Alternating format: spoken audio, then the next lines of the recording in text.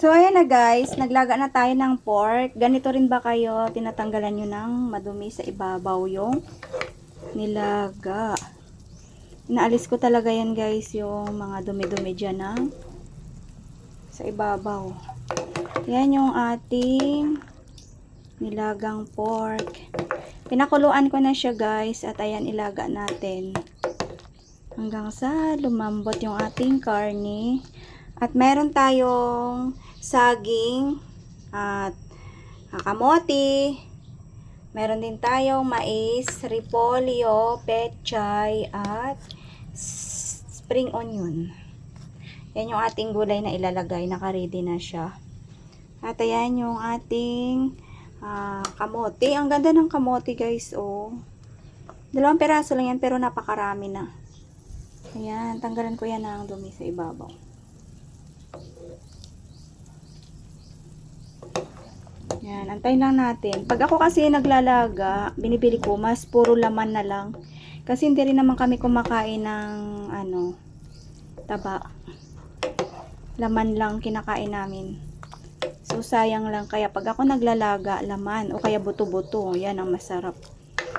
Kaya nakabili ako sa dumaan, sa nagtitinda ng ulam. Ayan.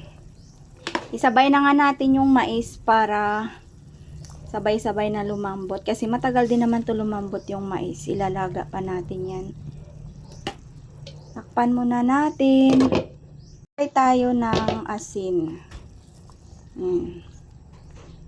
Yan na natin asin para may lasa. Yan, kulong-kulo na. Lagyan natin ng isang 4 cubes. At 2 sachet ng pamintang buo. Yan. Halo-haloin natin. Ganyan kasarap ang sabaw.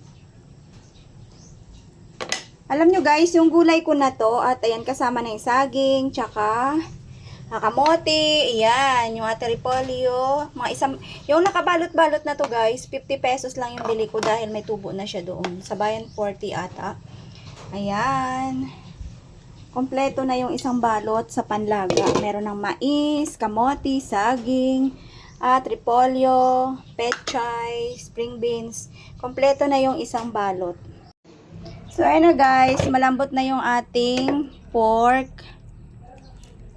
Pwede na natin ilagay yung ating saging.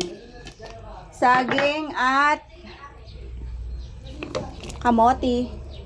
Mas masarap talaga guys ang nilaga pag maraming gulay. Kasi yan lang naman ang kinakain ko. More gulay. At ilagay na natin yung ating sibuyas.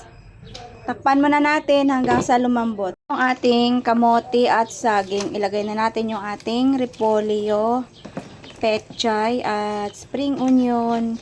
Ilagay na po natin lahat ng gulay para yan ay luto na. Mabilis lang naman to guys kasi isang kulo lang naman ito ay luto na.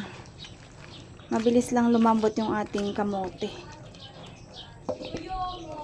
Yan.